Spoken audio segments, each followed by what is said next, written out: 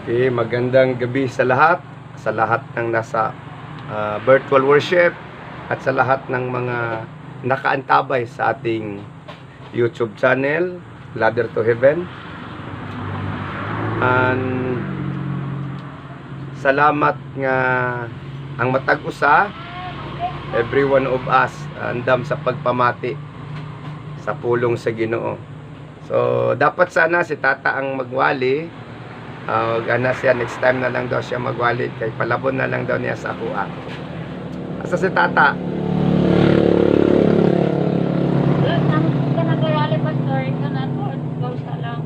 Sige. Palabon lang niya mo sa kuha. Okay, pag-uusapan natin ang pinaka-importanting bagay na dapat nating matutunan ng ating pananampalataya, sapagkat ang pananampalataya, sinasabi ng Biblia, ay may hagdanan. May hagdanan po ang pananampalataya. Kaya basahin natin sa Romans chapter 1. Bukas yung ating mga Biblia. Paklat natin ang ating Biblia sa Romans chapter 1 verse 17. Basahin ko sa Tagalog at saka sa Bisaya. Sapagkat dito ang katuwiran ng Diyos ay nahahayag mula sa pananampalataya hanggang sa pananampalataya, gaya ng nasusulat. Ngunit ang ganap ay mabubuhay sa pamamagitan ng pananampalataya. Sa Bisaya po ating basahin. Kay gipadayag sa mayong balita ang paagi sa Dios sa paghimong matarong sa tao, ug kini pinaagi sa pagtuo gikan sa sinugdan hangtod sa katapusan. Sumala sa kasulatan, ang gihimong matarong sa Dios mabuhi pinaagi sa pagtuo. Yun pong sinasabi ng Biblia, from faith to faith, from glory to glory. Let us pray. Father God, I pray. Salamat po sa pagkakataong ito namin pag-aralan, pag-uusapan ang iyong mga salita, sapagkat sinasabi mo po sa pahayag 1:3, mapalad yaong bumabasa at ang nakikinig at yaong mga tumalima sa mga nakasulat po sa pahayag, sapagkat malapit na pong maganap ang lahat na nasusulat.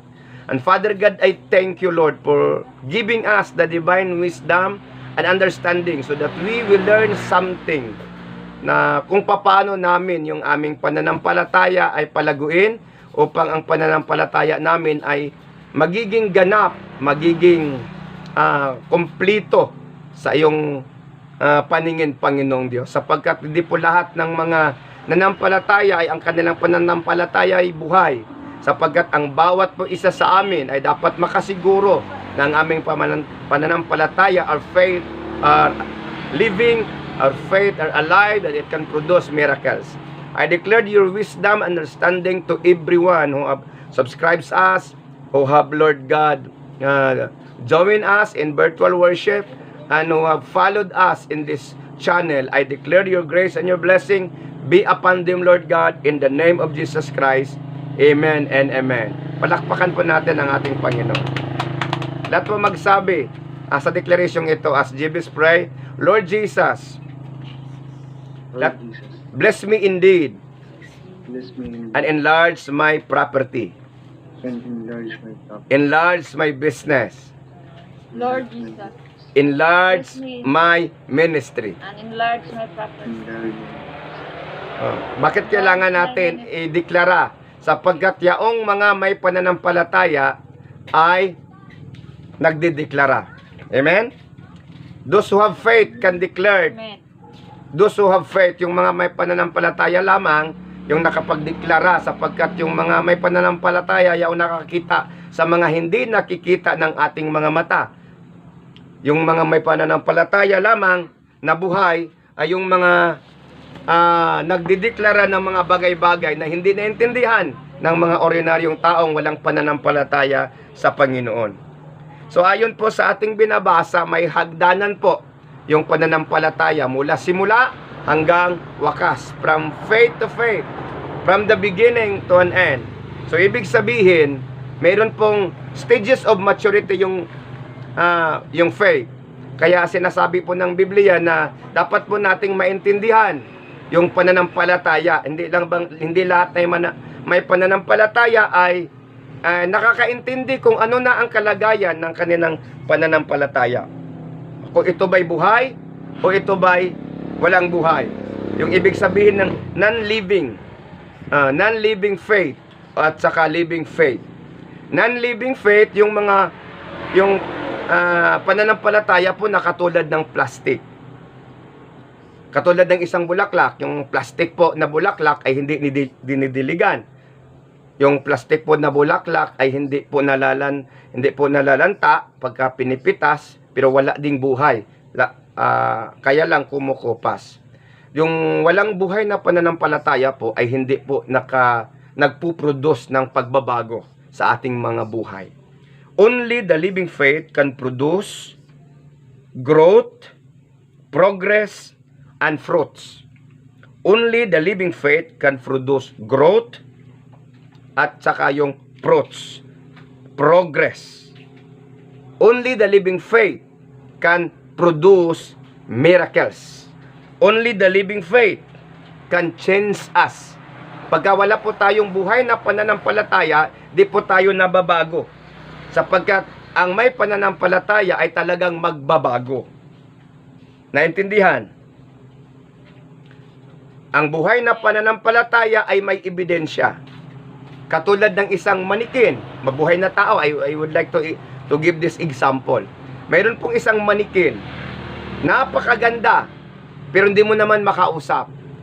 Di mo naman mapagkwentuhan.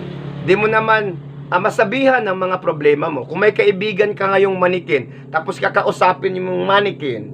So, sa palagay mo ba, the manikin can comfort you when you have problems. The mannequin can help you when you have struggles. And the mannequin, ang mannequin pa ay tutulong sa'yo pag nagbuhat ka ng mabibigat. I am asking sa iyo sa virtual.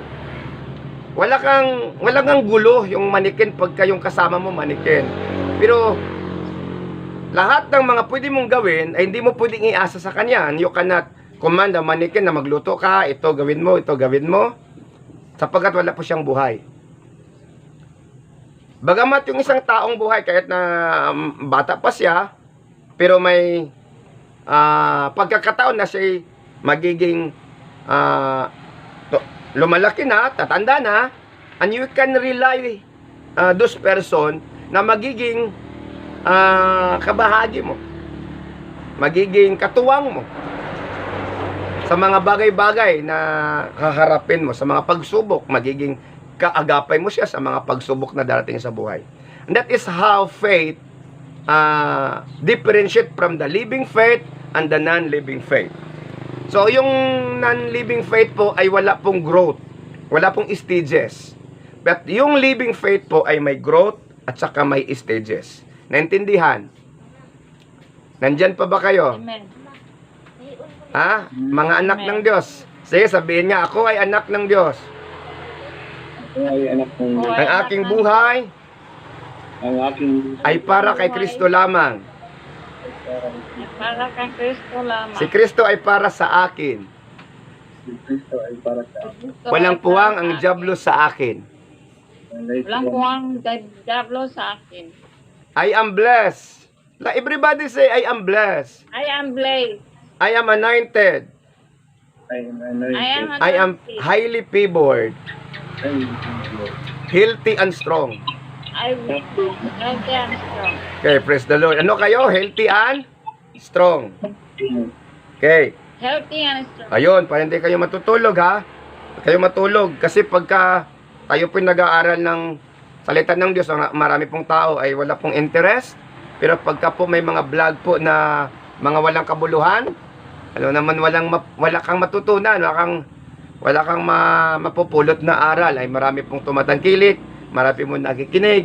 Kaya I encourage those who are watching us in YouTube that ikaw po ay isang mananampalataya, you can take notes what are the topics na pinag-uusapan natin dito. kasama po ng mga kapatiran natin na nanonood po at umaattend ng ating virtual worship. Ako po muli si Pastor John Palermo at ito ko po nangangaral sa salita ng Panginoon at ako po'y lingkod ng Diyos at senior pastor ng Ladder to Heaven, Glorious Church of the Holy Spirit Ministries.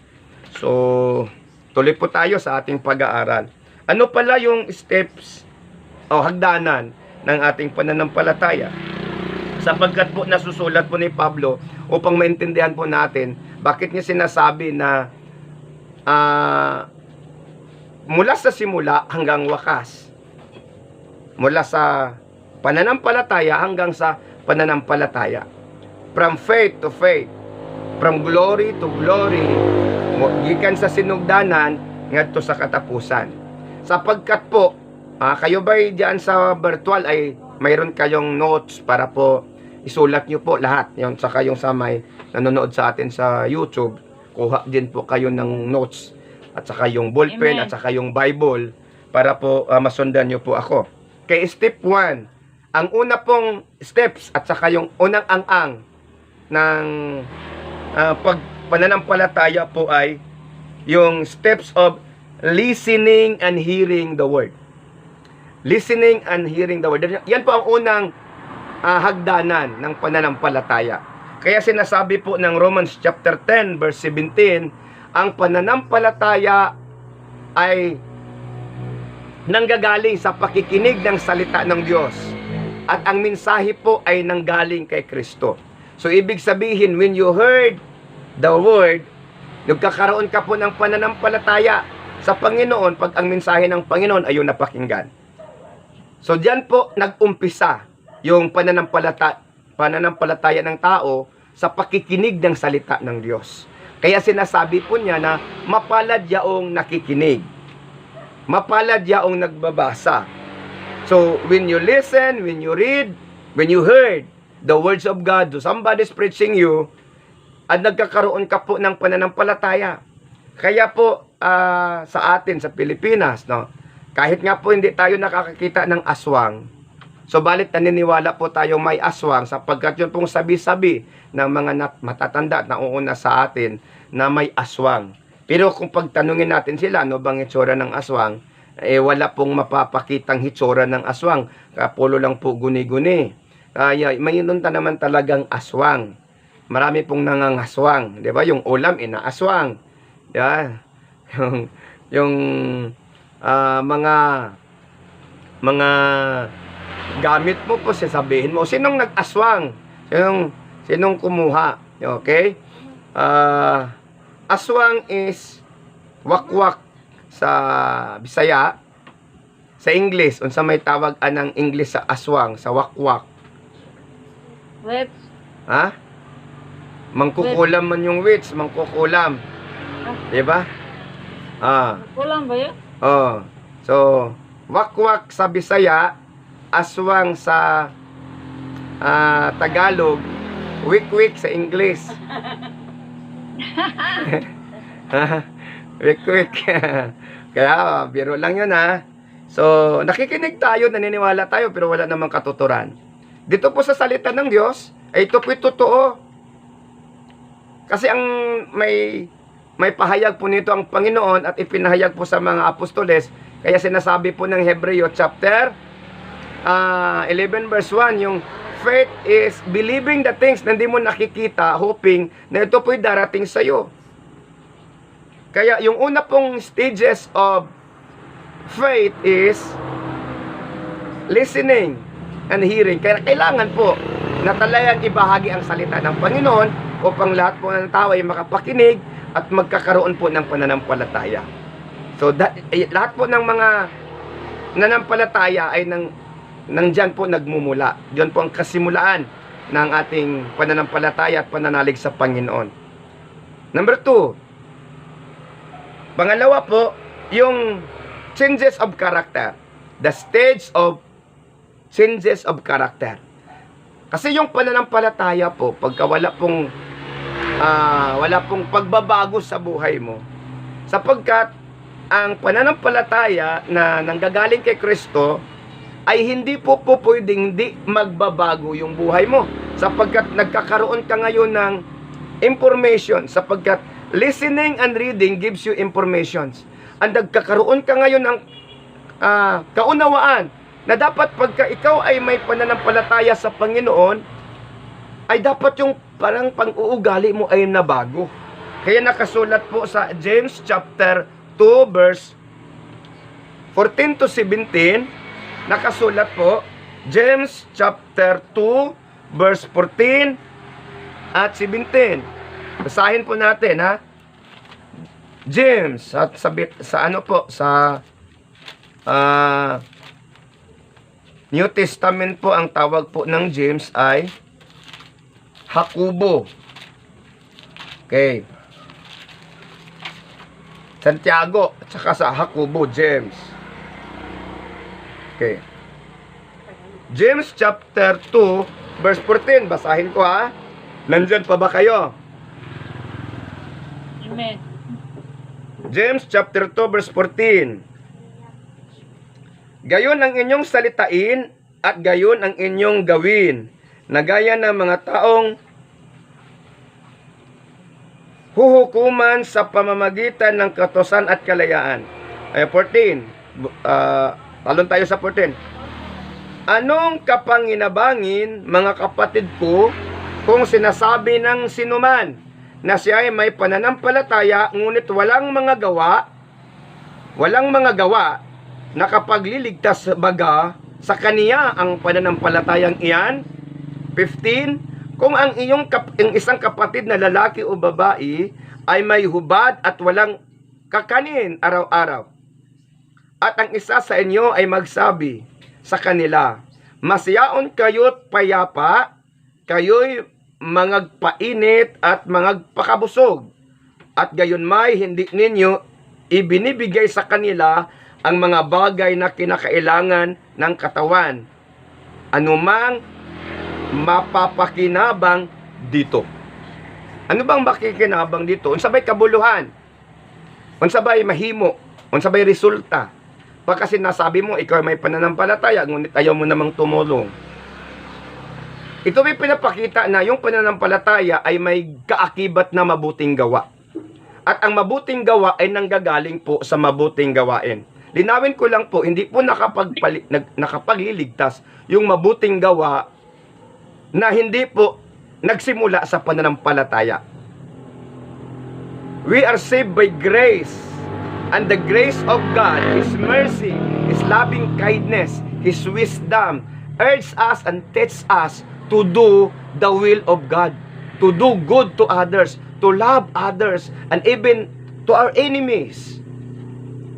Na pagka ikaw po'y may pananampalataya sa Panginoon, ngunit wala pong pagbabago, wala kay kausaban sa imong kinaiya o batasan, wala pong kabuluhan ang iyong pananampalataya. Kaya yung the second stages of faith, itong una, yung hearing the word of the Lord. At saka yung pangalawa, yun naman po ang changes of your character. Di po pwedeng di ka magbabago, sapagkat ang salita ng Diyos ang magtuturo sa atin kung papaano po tayo magiging mabuti. Kaya ulitin ko po, sinasabi ko po, na ang kaligtasan po ay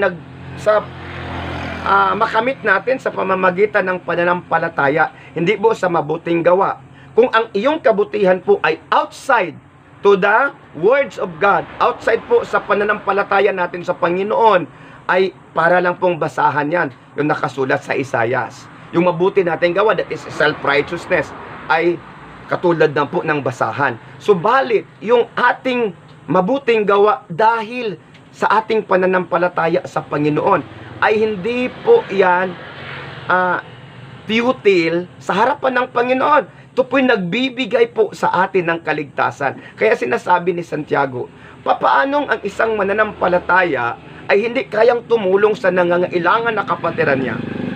Kung mayroon pong nangangailangan at saka ikaw po'y may pananampalataya, ay di ka po mag-atubili. Kaya po sinasabi ng Panginoon na pagka ang isang tao na dati po siya ay sakim, at saka makasarili. Nang siya po ay nagkakaroon na ng pananampalataya sa Panginoon, nababago na po yung kanyang pag-uugali at ang kanya pong ugali na sakim ay hindi na po nagiging sakim, bagamat siya po ay nagiging mapagbigay at matulungin. Yan po ang hinahanap ng Panginoon. Yan po ang stages of faith na ikalawang ang ng pananampalataya, yung pagbabago ng ating pagkatao at pag-uugali. Amen. Kaya sinasabi po ng Revelation, yung ating pag-uugali po, yung ating good works, according to the faith of the Lord Jesus Christ, may good works po tayo. Ang sabi po ng Panginoon sa Revelations, usahin natin, sa Revelation chapter, ito po ang ating 19 verse 8. Sa Revelation chapter verse 8, ang ato pong maayong binuhatan ay ang ating damit espiritual. Hindi po pwedeng wala kang damit na espiritual. Naintindihan? Nakasabot ang ato ang maayong binuhatan mo na atong sanina nga lino. Buti pasabot kadtong tanan nga lagad sa Ginoo na ipagtuo sa Ginoo, di kinahanglan siya nga mausab. Kailangan po niyang magbago. Kailangan po yung ugali niya po ay nagiging kalugod-lugod sa paningin ng Panginoon. Yan po ang second stages. Marami pong mga nanampalataya po na kilala ang Panginoon, subalit napakabangis naman ng kanilang pag-uugali na kahit nga po aso ay hindi kakainin. Mapagpangutya, judgmental po. Marami pong Christian na judgmental. Marami pong Christian. Alam nyo, mga kapatid, yung bisyo po, yung sigarilyo, at saka yung alak, yan po ay madali pong tanggalin sa katawan ng tao, sa buhay ng tao. Yung pagsusugal, kaya pong tanggalin. Madali lang po. Pagka sinabi po ng doktor na nagkakasakit ka na, iwasan mo yung sigarilyo, saka iwasan mo yung mga bisyo mo, ay hindi iwasan po ng tao. Iniiwan po yung bisyo. Subalit yaong pong napakasamang ugali po, na kahit nga po sa kamatayan na yung tao ay pilit pa ning pinanghahawakan. Kaya yung sinasabi ng iba, kung ano ang aking nakagisnan, ito'y aking pag-uugali, bakit ko bababaguhin, akin ito. At talaga namang hindi ka makakapasok sa kaharian ng Diyos, sapagkat ang ugali ng tao hindi po tatanggapin sa kaharian ng Diyos. Ang tatanggapin po ng Diyos ang kanyang pag-uugali na nasa atin. Kaya po sinasabi, yung isang tao pong mananampalataya ay may fruit of the Spirit po dapat sa kanyang sa kanyang buhay. Kaya nga po sinasabi ko kanina, may pinost ako sa aking Facebook na gift of tongues is the gift of the Spirit. Okay? But controlling your tongue is another thing. That is the fruit of the Spirit. Yung self-control. Kaya kung minsan, tayo nagagalit na, napipikon, at nakapagsalita po tayo ng mga masasakit, meron po tayo nakikitang may mga kapansanan po sa kanilang katawan, at yaon po natin silang kinakansya, binubuli. At saka yung mga tao pong alam natin na dapat nating tulungan, sapagkat po tayo ay nagiging palalo at sasabihin na ganito ganire, hindi po sa Panginoon ang ugaling yan. Kaya po'y madamot, at saka ikaw, yun pong madinumtanon, hatred, bitterness, yun pong mga pag-uugaling di ka nais-nais sa harapan ng Panginoon. At marami pong ganyan na mga mananampalataya po. Kaya sinasabi ng Mateo 7:21, di lahat ng mga nagsasabi na ako Panginoon ay makapasok po sa kaharian ng Diyos. Hindi po lahat. Ibig sabihin, kasi hindi po lahat ay lumalago sa pananampalataya. Yung una pong stages is hearing the Word of God, listening the Word of God, reading the Word of God, accepting the Lord Jesus Christ. Number 2, yun po sa pagbabago. Kasama po sa pananampalataya. Ikalawang ang po, yung pagbabago. Amen. Nasundan niyo ako. And I hope those who are watching us in YouTube, you have followed me. Napaba mo diha? Number 3, Amen. Number 3 na stages po. Okay? Number 3, kinig kayo. Step 3 ng pananampalataya, involvement in ministry. Involvement in ministry. Ang tunay po na may pananampalatayang buhay ay hindi po siya palaging nakaupo at spectators. Siya po ay sumasali sa gawain. Maaring ang yung ministry po ay magdasig o manghinlo o magsuporta. Kaya po ang ating gawain sa virtual po ay tayo po ay nagkakaroon ng offering kahit nasa virtual po tayo, at yung offering nyo ay we will be collected through GCash, ipapadala nyo po sapagkat meron po tayong channel, meron po tayong wifi na binabayaran, at saka yun mayroon po tayong gawain. Anybody na pinagpala po ng ating gawain ay sila naman po ay nagbibigay, at ang yung mga handog ay ginagamit natin sa pag-develop ng ating mga gawain. Hindi po napupunta yan kay Pastor John personally, but ito po ay itutulong natin sa mga tao na itutulong po natin. Kaya mayroon pong mga gift na ibinigay ang Panginoon sa atin upang tayo po ay magme-ministeryo. Mayroon pong ministeryo sa prayer, sa singing, sa preaching, lahat po, sa encouragement. Mayroon pong ministry. Hindi po pwedeng yung mga Kristiyano po, mananampalataya, ay nakaupo lang palati. They're sitting on the corners, hindi po sila nakikinig, pero hindi po nag-i-involve sa ministry. Ito pong pangatlong stages po, na ang isang tao po nagbabago, mayroon pong pagbabago sa kanyang buhay. Hindi ka po makakaiwas sa ministeryo, sapagkat mayroon ka pong isang kapatid na hindi po nagsisimba, ay sinasabihan mo bakit ka hindi nagsisimba, ini-encourage mo siya. Kusang loob yan po lalabas sa iyo na tanungin mo siya bakit di ka nagsisimba. Can I pray for you? That is the ministry of encouragement. Kaya may 3 pong uri ng ministry. Sulat ninyo, 3 uri ng ministry. Number 1, ministry to the Lord. Ministry to the Lord. Ano po yung ministry to the Lord? Yung ministry to the Lord po is yung ating worship sa Panginoon, yung ating devotion sa Panginoon, yung ating pong pagpupurit, pagsamba sa Kanya. Yan po ang pinakauna, ministry to the Lord. Pagsamba, panalangin natin, purihin natin ang ating Panginoon. That is how we practice our daily devotions. Every night, every dawn, tayo po'y sumasamba sa Kanya, tayo po'y nagpupuri sa Kanya. That is ministry to the Lord. Lahat po dapat may ministry to the Lord. Ito pong pangalawa, ministry to one another. Ministry to one another. Meron po tayong katungkulan sa ating mga kapatiran to one another.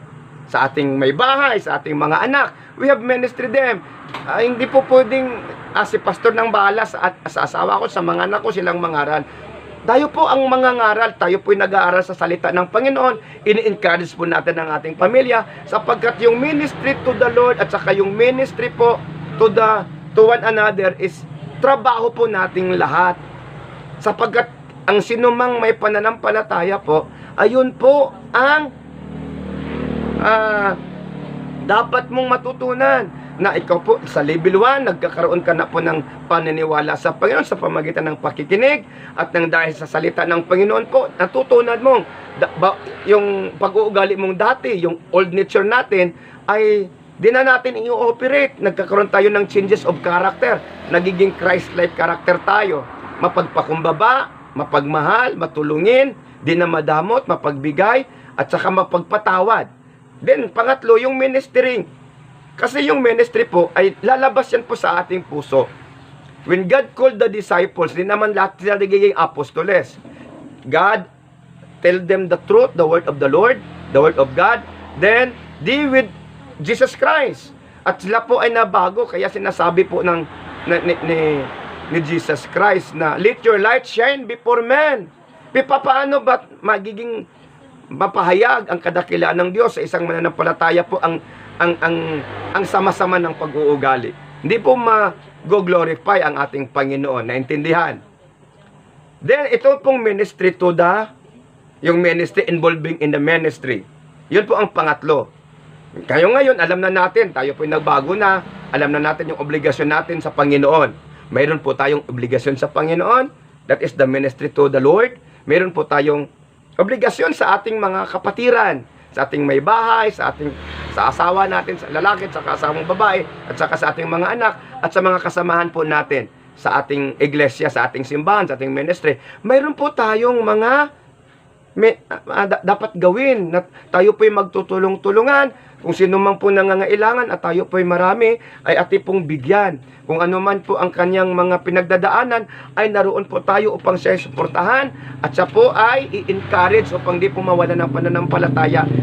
Helping one another is the ministry of one another. Kaya po ang sinasabi ng Biblia, magtinabangay mo sa pagpasan sa inyong palasunon. Kaya nangyayari sa Book of Acts, yung mga pumayayaman ay ibininda po yung iba nilang ari-arian at ibinigay po doon sa mga apostoles, at ang mga apostoles naman po ay nagbabahagi ng mga pagpapala na kanilang natanggap doon sa mga nangangailangan at wala po nagugutom doon sa Jerusalem kahit na nga po yun ay famine.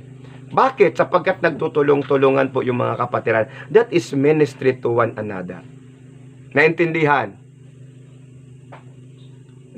Number 2 na ministry, number 3 na ministry. Anong tatlong uri ng ministry? Ministry to the Lord, ministry to one another, at saka po itong ministry to the world. Ino pong world, hindi po natin kakilala yan. Yung mga taong din natin kakilala,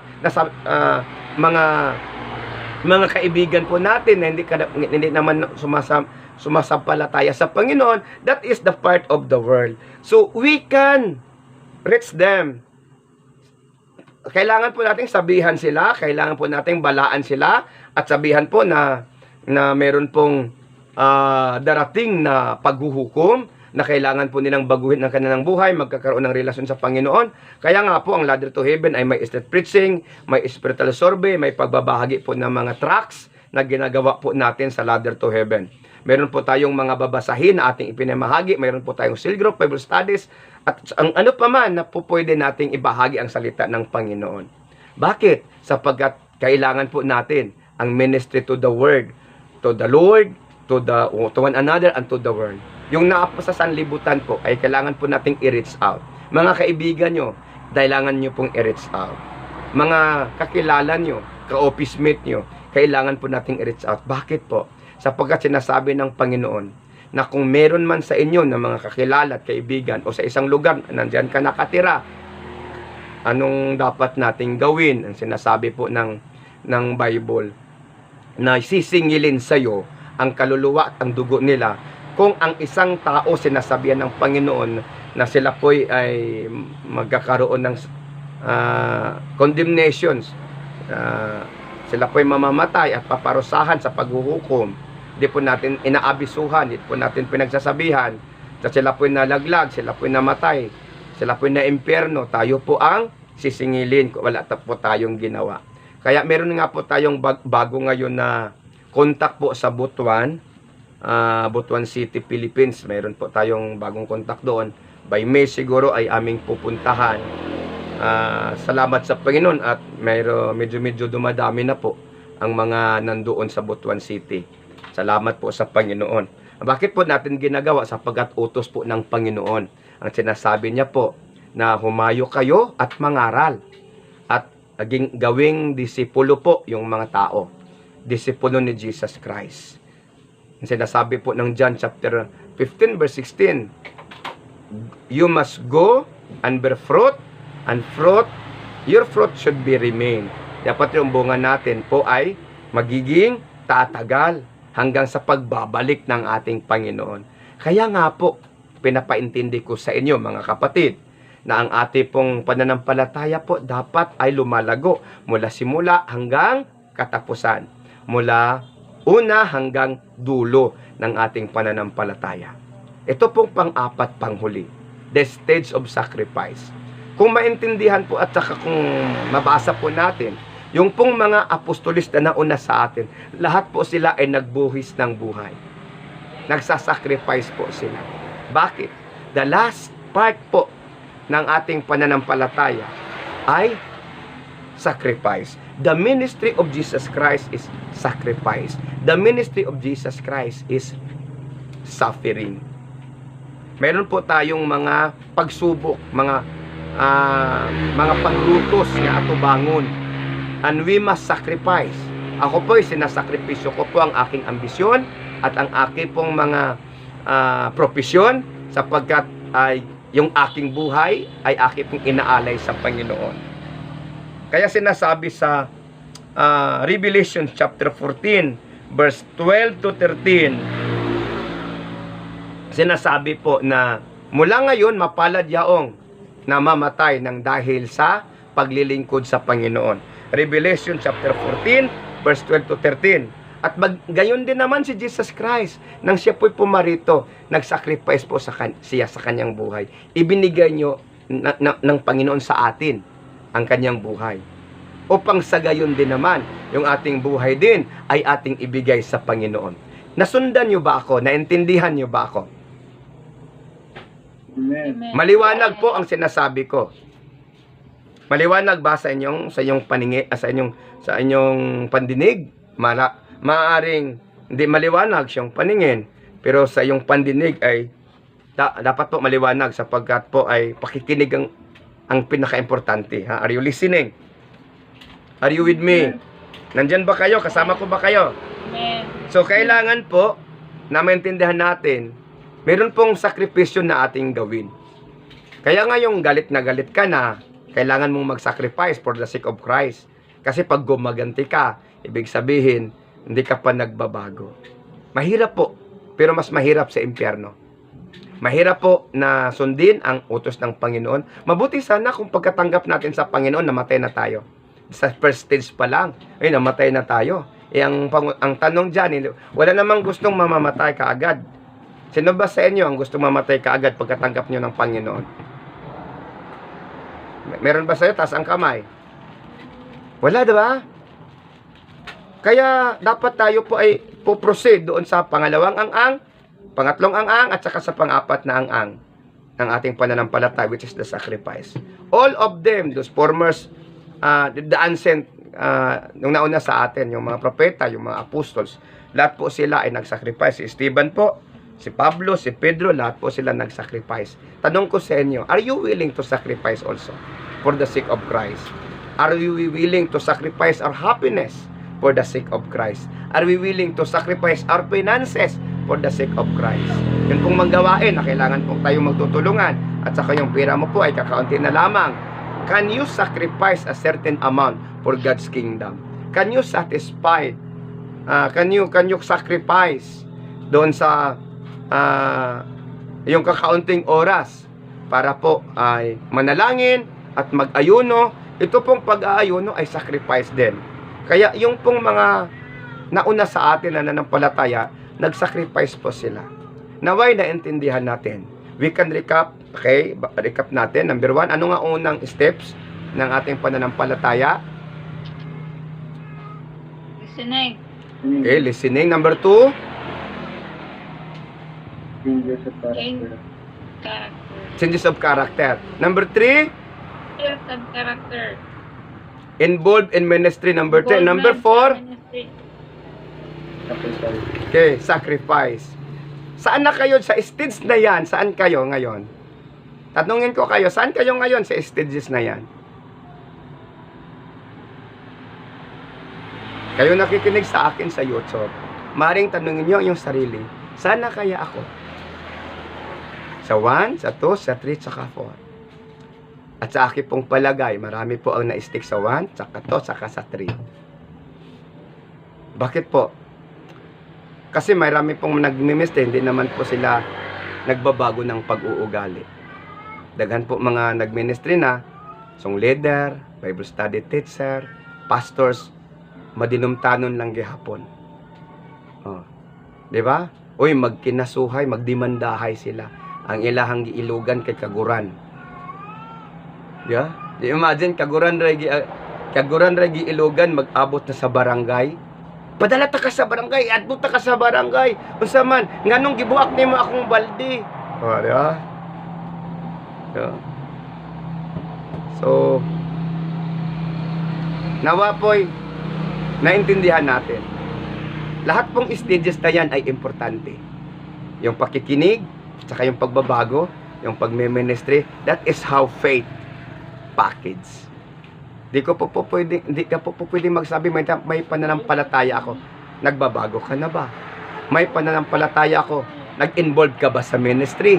May pananampalataya ako. Handa ka na bang mag-sacrifice? Hallelujah. I hope No. na naintindihan natin. Let us pray. Father God, I thank you, Lord, for the message tonight. Rada Sakarabashende. Lord God, kung saan man na stages ang bawat isa na nag-attend ng virtual worship at saka nakikinig sa amin sa YouTube. Ikaw po ang Panginoong Diyos na nakikita ang aming sitwasyon. Dalangin ko po, Panginoon, na ikaw po ay magpapaliwanag sa amin, enlighten us, so that we can discern kung ano na kami na stages at kung papaano namin gawin. Papaano namin mapagtagumpayan. How can we fight the old natures that we have? Sapagkat, Panginoon, di po namin kaya kung wala ka po sa aming buhay. I pray, Holy Spirit, I rebuke the spirit of worldliness. Yung pong spiritual bondage po from old nature, I rebuke it in Jesus' name. I declared, O God, wisdom and understanding to discern in Jesus' name. And I rebuke the spirit of stubbornness, spirit of pride, spirit of bitterness and hatred in the name of Jesus Christ. Get out upon the life of every believers, na kahit ano pong kanyang simbahan, kahit hindi po siya kasama sa ladder to heaven, I pray, Lord God, if they really believing in you, following you, Lord, subalit their struggle in their character, I pray, Lord God, touch them and help them, Lord, in Jesus' name. Lahat man, Panginoong Diyos, na may mga problema sa kanilang kalusugan, I declare your health, O God, with their health and your blood, with their blood, Lord God, in Jesus' name. I rebuke the spirit of sickness and disease in the name of Jesus Christ. Those who have problem, O God, in financial, I release the grace of blessing. I rebuke the spirit of crisis and poverty in the name of Jesus Christ. Rada Sakarabashande. I rebuke the spirit of setback in the name of Jesus Christ. Rada Yasikarabashanda Radahande. I rebuke the spirit of delay in the name of Jesus Christ. Rada Sakarabahanda Dayasi. Thank you, Holy Spirit. Thank you, Lord God, for touching them. Those who need promotions, I rebuke the spirit of delay. Release, O God, your blessing. Salamat po, Panginoon. At sa lahat po na sumusunod, sumusubaybay sa channel na ito, Panginoon. Lord God, I pray that you will bless them. Say amen when I declare this blessing to you, everyone, including watching us in YouTube, as I release this blessing. The Lord will bless you and keep you.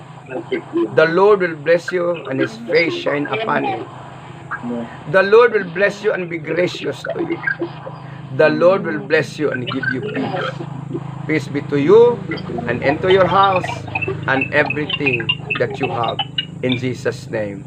Amen and amen. Amen. At kung kayo po ay pinagpapala sa ating programa po, sa ating channel, Ladder to Heaven TV, ako po si Pastor John Palermo, ay inaanyahan ko po kayo na mag-subscribe at saka mag-share po para marami pa pong makapakinig. Kailangan po natin yung 1,500 na subscribers. At nawa po, ikaw po na nakikinig ngayon, you can help this channel reach, God, reach those people na kailangan po nilang makapakinig ng ating mga pagtuturo. Kindly share this channel to everyone and kindly subscribe po. In Jesus' name. Thank you po sa mga nasa YouTube na nakikinig at saka sa ating sa Facebook followers po natin. I declare your blessing be upon you in Jesus' name.